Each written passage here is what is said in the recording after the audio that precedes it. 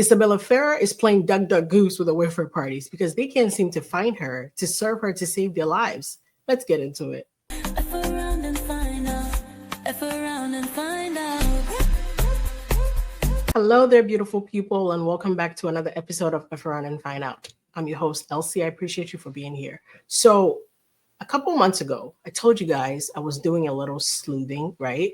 And I noticed that Isabela Ferrer's Instagram page was a little purgy. You know, Blake's pictures were missing. We actually did a video about it on here and a short one on Instagram, and it got picked up by the Daily Mail and other publications. We're going to play that later towards the end of this video. But before then, just a refresher course, if you don't know, if you're just like joining us now, Isabela Ferrer played young Lily. Young Lily is young Blake Lively in the movie It Ends With Us. So Blake was trying to bring Isabella in here by claiming, you know, Isabella could help her corroborate some stories, or, I mean, we don't even know what she was bringing her in here for. Whether to testify as a witness or corroborate her stories, we don't know. What we do know for a fact is Isabella even says they never worked together. They met once on set when Isabella wasn't working, but she knew Blake was working, so she came on set to meet her. I didn't get to know Isabella while making the movie because we met a couple times, but we weren't working together. Yeah. And Colleen is really the one who, Colleen connected with me initially, and then she connected, and she had been connected with you and connected you and me, and like. Okay then, Blake, in that case, when exactly were you and Isabella comparing notes about how creepy Justin is? You didn't know her, like you just said. You really didn't have any relationship with her like that. So when did you have the time to build such camaraderie to tell this is the day? You see right there, that's Blake Lively, clearly in character as Lily Bloom. Horrid outfit, but Isabella is definitely not in character for Lily Bloom, young Lily, right? So this is definitely the day she went on set to hang out with Blake.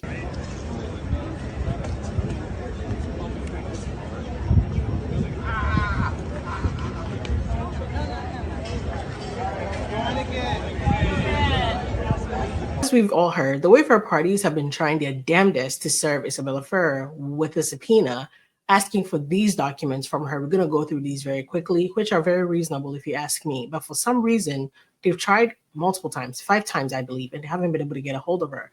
So first things first, the request for production 1, they want all documents relating to any discriminatory, harassing, retaliatory, inappropriate, or unwelcome action, conduct, or statement made during the production, editing, or promotion of the film.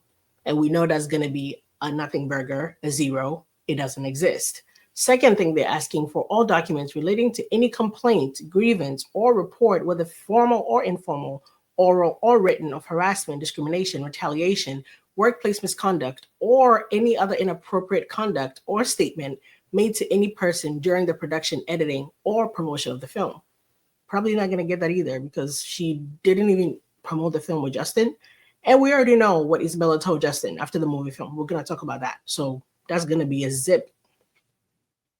All documents relating to any intimate scenes in the film. We're going to get something from there because I think there was an intimate scene with her and young Atlas in the movie.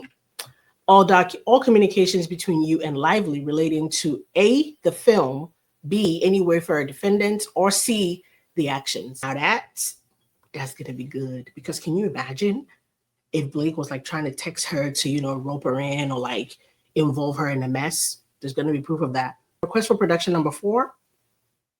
Yeah, that's going to give us something. Number 5, all documents produced in connection with any subpoena in the action. Number 6, all communications relating to Baldoni. We have some, but hey, you never know what else we didn't see. All communications relating to Heath, and that's going to be it. So I can't wait to see. I'm most excited for request for production number 4 because we know what she texted Justin. We got that already. Do we know there were other text messages? No, but if the Wayfair parties are asking for it, they already know what they're going to get on that end, right?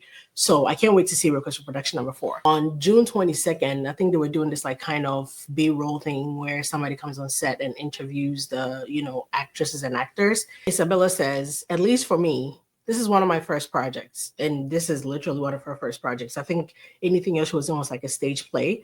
So working with professionals that have been doing this for a really long time, but also who are so open, the crew and Justin and all the actors that I've worked with have just been so open and welcoming. I've never felt belittled in any sort of way.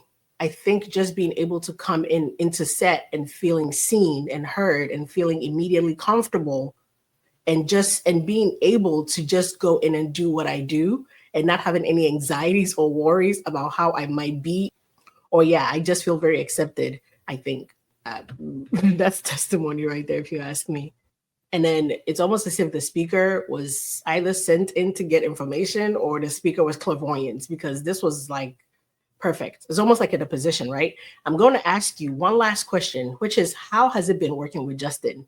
This is literally a deposition question, right? You know, or you can ask them on a stand or something. Oh my God. I'm gonna be dramatic, but oh my God, so good. So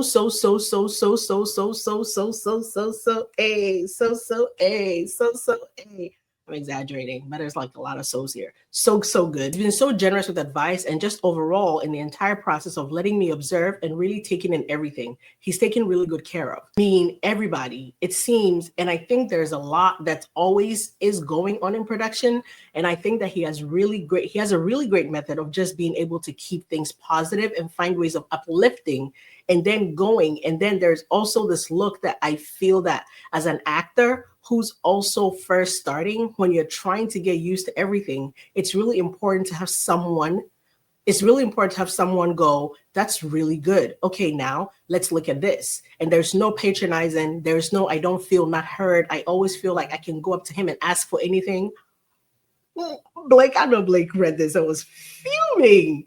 I mean, our first phone call after I got the job, it was a FaceTime. And the first thing he said to me was like, whatever you need, whenever, call me. I immediately had his number. That was an immediate understanding that literally whatever, if I needed anything, this is so messy, right? I knew messy as in like the writing, because she was responding to this orally, not like a perfectly written response. I knew that I could reach out to him, and that was immediately such comforting feeling that I wasn't diving into something and not knowing what was going to happen. Yeah. Oh my God. Blake is fuming. Important note, Isabella and Alex shared these sentiments regarding their working experiences with Baldoni prior to spending time with Lively during the promotion tour of the film. And I think that is such an important note. This is before they got to meet Blake. This is before they were poisoned. Literally, this is before they were messed with, brainwashed.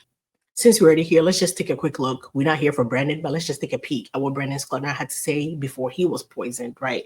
Well, how about this? Did you talk to Justin? Did Justin reach out to you to talk to you about the piece?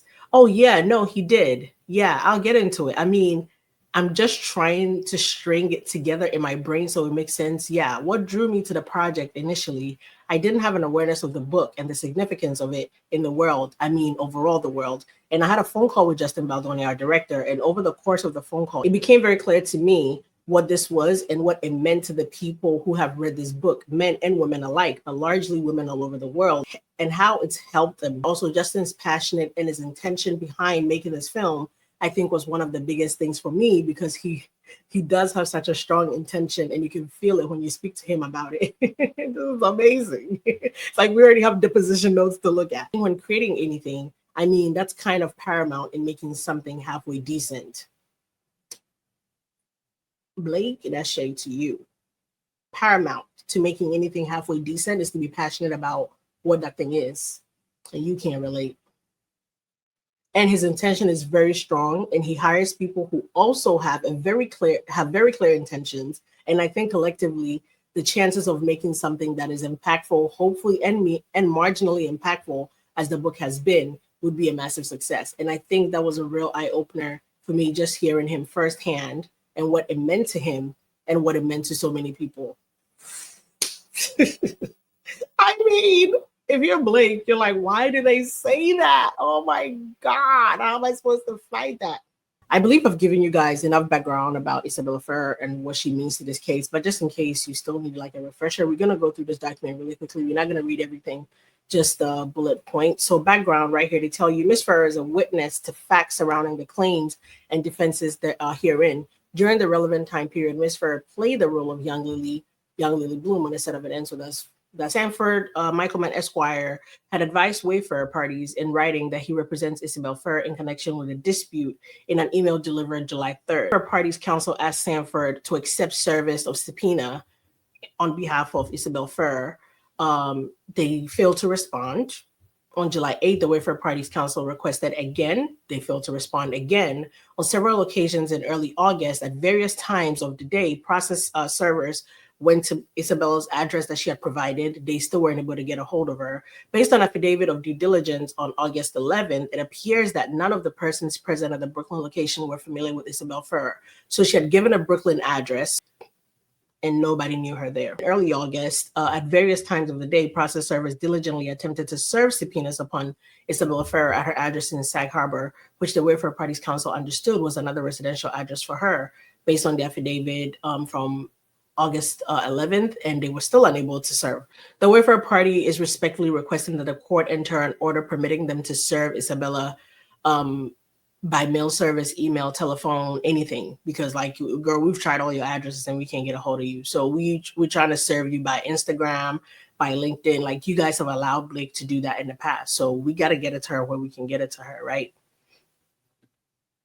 In conclusion, for the foregoing reasons, the court should enter an order permitting the Wayfair Parties to serve Ms. Ferrer by a combination of nail and mail service, email, telephone, by service upon her counsel for the pendency of this action.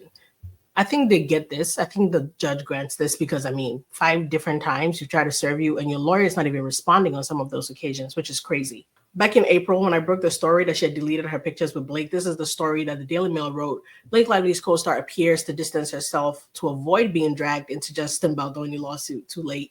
Blake Lively's inner circle appears to be crumbling after one of her closest friends seemingly cleaned up most signs of the actress from her social media pages.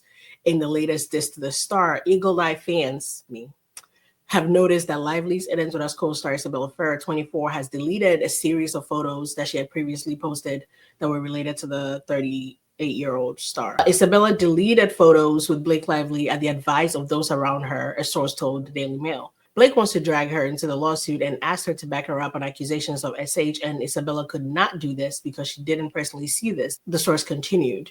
She was very naive when she was cast. I was willing to let this whole she's young, she's naive thing go earlier in the year. We're in August now. I need her to have grown up by now. She needs to figure out what industry she's in, what game she's playing, what game everybody else is playing, and she needs to buckle up. Running from subpoenas, giving addresses you know you don't stay at any longer, signing affidavits to them, your lawyer is not responding, whether you don't have them on retainer anymore, whatever the issue may be, you're grown. You're over 20 years old. Yeah, not that young. Like, people want to infantilize her. I get it. She's young, not that young. She could figure it out. She knows that defending anyone against accusations when she didn't see this herself, it's not great. Moving on. The discovery was first brought to you by digital creator Elsie. Digital creator. Last time I checked, you guys said I was a lawyer. Who goes by Elsrich in a new YouTube video? And you know what was even crazier to me? Because I was trying to find a picture of just Isabella. And do you know how hard it is to find a picture of just her by herself without Blake looming? I understand that we were playing a younger and older version of each other, but let me just show you how eerie it was. I mean, you have to dig, and even the ones where she's by herself, somehow Blake is there. Because either she's wearing Blake's outfit or Blake is in a poster behind her. It's kind of creepy. So let's just take literally this picture right here. Blake is in the background. Her and Blake, her and Blake, her and Blake. This is like a headshot. That doesn't count. Her and Blake, her and Blake. Oh my God. The girl cannot have her own identity. This is scary. Oh, Jesus. You guys, this is crazy. Even if they were working on a project together, for every picture she has to be with Blake or to be wearing Blake's outfit, earrings, shoes, or for Blake to be in the background gives me super creepy vibes. We're going to end with the video of Isabella deleting her pictures with Blake. But before that, I want to take a quick look at her text message she sent to Justin in case any of you haven't had a chance to see it yet. But so we know that on July 11th, 2023, Isabella sent this to Justin. Hey, Justin, just got my film developed from when we were shooting. So here's the sweet pic. I also have to say thank you so much for an incredible experience on my first film. I still can't shake the feeling of it all because it truly was life-changing for me. You're such a wonderful, smart, and sincere director, and you created such a comfortable, safe space for me to feel like I could fully step into this role. I couldn't have asked for a more welcoming environment. It will stay with me. It will stay with me for the rest of my life. See you soon, whether in the fall or later, and hope you're doing well. X. At least it wasn't XOXO. So Justin responds, Isabella, wow, what a kind message. You are such a joy and a pleasure to work with. Your openness, your raw talent, your kindness, and your excitement made me fall in love with directing again. I'm so excited for your career and for everyone to see you in the film. You have a big career in front of you. Looking forward to seeing you again September. Even if we don't need you to work, come visit. The only thing I could say to this is that you might have cheddar bob the situation, because I don't know when your next project's going to be. And I know Justin, foresaw your future, but you guys know who Cheddar Bob is, right? 8 Mile, Cheddar Bob shot himself in the foot, literally. So if you ever hear somebody say you Cheddar Bob the situation, that's what that means. I don't know if I'm over explaining, but I always love saying that. But anyway, I don't think that big career in front of her is coming very soon. Like I had said earlier in my video, she needs to like dye her hair, get some contacts and go join like a winter one act in like a small town for a couple of years, and people will forget it. Maybe she could come back. But for now, I don't know who's hiring her. It probably will have to be another way for a studio production. But I don't know who else is going to hire her right now, because this is messy. I can't sugarcoat it. All right, Sugarfoot, I can't sugarcoat this for you. This is messy. Looks like Blake Lively is losing loyalists as the days go by, because Isabela Ferrer is definitely getting wiser. This is back in the day when I kept calling that girl Ferrer, because her last name was messing me up. So please, you forgive me, and don't bring it up again in the comments. Tell her name is not Ferreira. It's Ferrer. I get it. Thank you. This is a picture I took on March 10th, 2025 at 10:13 a.m. of Isabella Ferrer's Instagram page, because I suspected she was subtly and very, very subtly deleting and purging herself of Blake Lively. So I took the screenshot just for my own records to see if I was right. And well, boy, today I found out how right I am. These two images right here highlighted in purple are carousel posts, which means there are pictures behind pictures behind pictures. Keep in mind, all involving Blake Lively. Today, this is what Isabella Ferrer's Instagram page looks like. Those two images involving Blake Lively are completely gone. Involving Blake Lively, as in the captions were all praising her, how she's a mentor, how she's taught her how to walk in high heels, blase, blase. Exhibit A, this image of both of them ironing on flower patches onto their jeans at that showing in Texas they left Justin Baldoni out of. You can see the magazine credits Isabella Ferrer's Instagram for it. She, however, has deleted it. So Issa, if you ever need it, just hit your girl up. This magazine preview credits Isabella Ferrer for this picture because it is the only picture, singular picture, left on Instagram that involves Blake Lively and Isabella Ferrer. This is one of those images that are deleted. This is Isabella dressed up very nicely, but she does credit Blake Lively in the post that is now deleted about teaching her how to walk in high heels, dressing her up, letting her wear her clothes. This is one of those images as well. I believe she was specifically talking about those shoes. Maybe Blake gave them to her. So Isabella, you're smart. I love your hustle. I appreciate your process. The problem is, I'm watching. I'm always watching. So while nobody else may have noticed you're purging yourself of Miss Lively, I see everything. I'm like a fox, like a ninja. You can run, Issa, but you can never hide. I hope you're ready, because they definitely gonna call you to the stand. And you deleting Blake pictures tells me everything I need to know. And I actually find it funny that I said they're gonna call you to the stand. I didn't know what I was saying then, but I guess they're calling her. They sent her subpoena now, so she needs to respond and respond very, very quickly. All right, that'll be it for today. Thank you guys so much. I appreciate it. And if you see Isabella around anywhere, please tell her the Wayfair parties are trying to get a hold of her, so she needs to call them back or, respond or get a lawyer, something, anything, because we're trying to send her subpoena. Not we, like I work for the Wayfair parties, because somebody's going to clip this and let this go. Okay, anyway, I appreciate you for being here. Thank you so much for your time. Have a good day, and I'll see you on the next one. Bye-bye.